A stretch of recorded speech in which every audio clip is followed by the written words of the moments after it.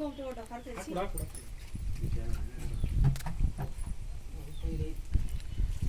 24th March 2021. We're preparing Gana Jeevamrutha today.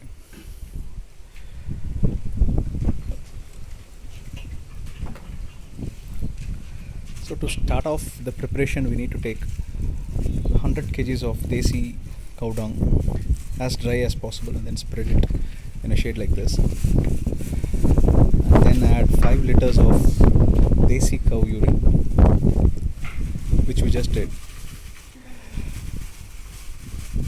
Then we will be spreading 2 kgs of besan. So we could use any of the flour that is made from dicots. It could be horse gram or it could be any of the grams. Since besan is available easily, we have taken 2 kgs of that. On top of that, we will add jaggery, 2 kg.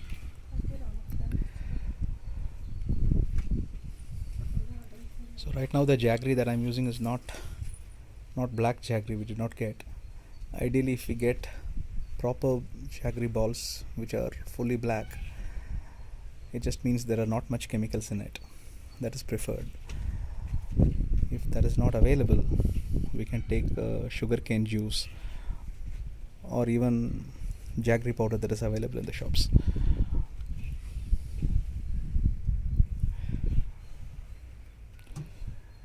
So mix all of this, and finally we will also add a handful of soil from the field. We mix it and let it dry for 2 to 3 days, and then it will be ready for application. Once it is dry, we can store it for like 6 months. And the way we can use it is, once these, either we can make balls out of these, or maybe the powdered form, and then spread it to the field. If we make balls, we can keep it underneath the drip irrigation.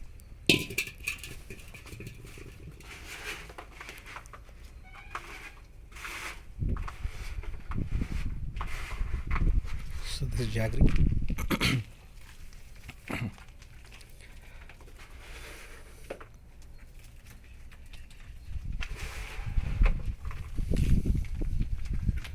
So the purpose of jaggery and the besan is just food for the microorganisms, and the concept is they eat more and they multiply. I think the research suggests that the desi cow's intestine has some bacteria called bacillus, which is very helpful for farming. And of course it does have a lot of other microorganisms which multiply dramatically when we do this. We do a similar thing for preparing Jeevamrutha, which is the liquid form, which can be given as part of the drip irrigation or can be sprayed. So we'll see a separate video on that. अन्ना ಒಂದು ಕೈಪಿಡಿ ಮಣ್ಣು ಬೇಕಾಗಿದೆ. एक हाथ में थोड़ा मिट्टी लेके आओ भाई, मिट्टी वो भी स्प्रेड करना है. ಸ್ವಲ್ಪ ಆಯ್ತಲ್ಲ ಅದನಲ್ಲಿ.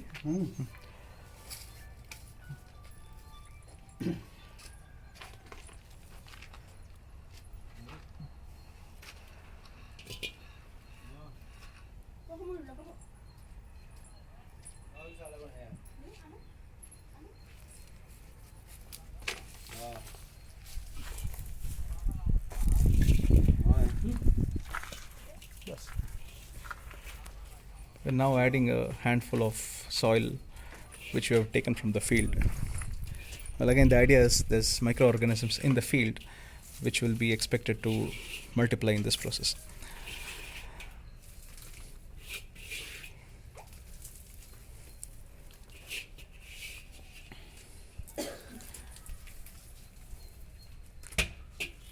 That's it. अभी पूरा अच्छी तरफ मिक्स करना है. मिक्स करके ऐसे छोड़ना, आके मिक्स करना, मिक्सिंग करना. हाथ में कर सकते हैं. हाँ, अभी आइए, अच्छी तरफ मिक्स करना. हाँ,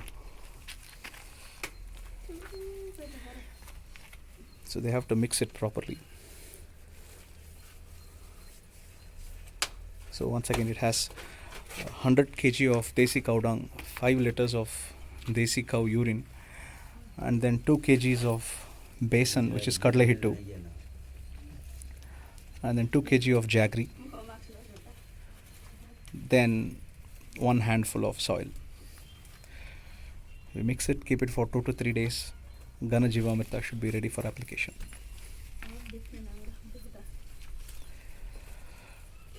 So that's about the preparation of Ghana Jeevamrutha. Also wanted to give you a quick update on what's going on in the field now. There are a few challenges related to labor families. We have got 2 families, one from Karnataka, another one from Nepal.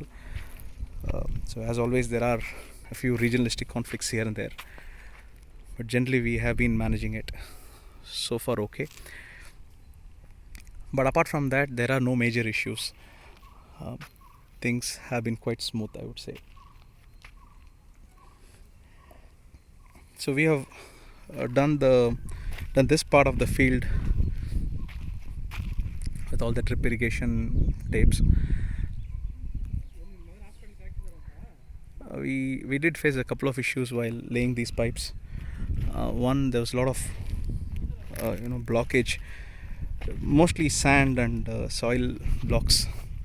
So for that we had to just open the end caps and let the water flow a little bit out, and then clean the drip tapes.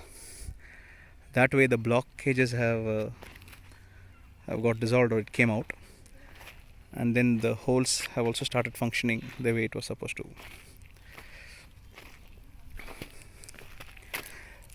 We have got about 45 beds each, about 120 feet, 130 feet length, and on this side another set of 45 beds with similar lengths. So like I mentioned in one of the previous videos, we did the entire raised beds with tractors this time, and now with hand we are trying to level the soil. So we just take the soil in the trench, put it on the top of the bed, and then just do the setting with the help of this kind of tools.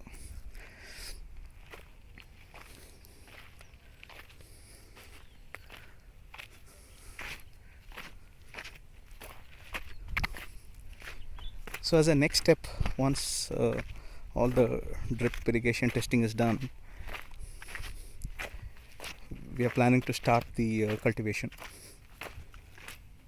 I have ordered grafted brinjal this time, so we'll talk about that in detail in a separate video, but something that I've been wanting to try: grafted brinjal with a rootstock of eggberry, which is sundekai, and the scion will be brinjal. It's costing a bomb though. Each plant we've ordered for about 14 rupees per sapling. They're yet to come. It's expected to come another 30 days, and I've ordered for like 21 beds for now, and then the rest of the land we are planning to experiment with other vegetables, mostly tomato, lady's finger, a little bit of chili, and some green leaves like palak and methi. This part of the field, thinking about sweet corn, mainly for cow fodder.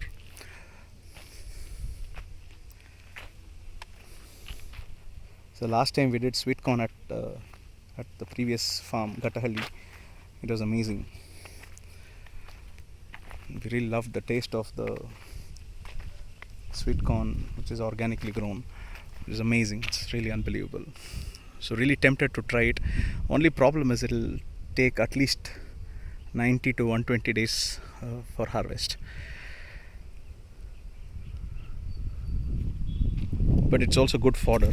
So we're planning to try it in this part of the field, which is about 5 cents.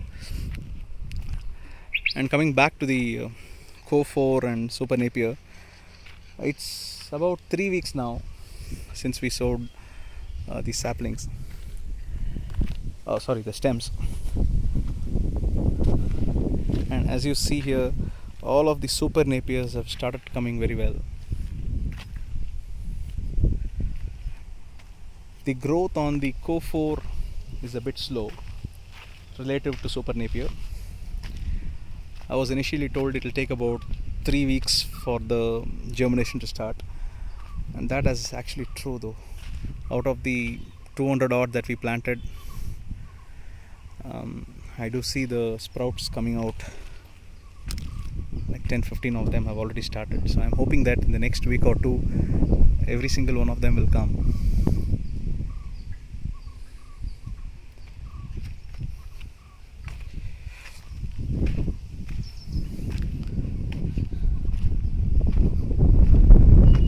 So that's it from me today. Next steps will be to just get started with the actual cultivation and keep you posted. Bye bye.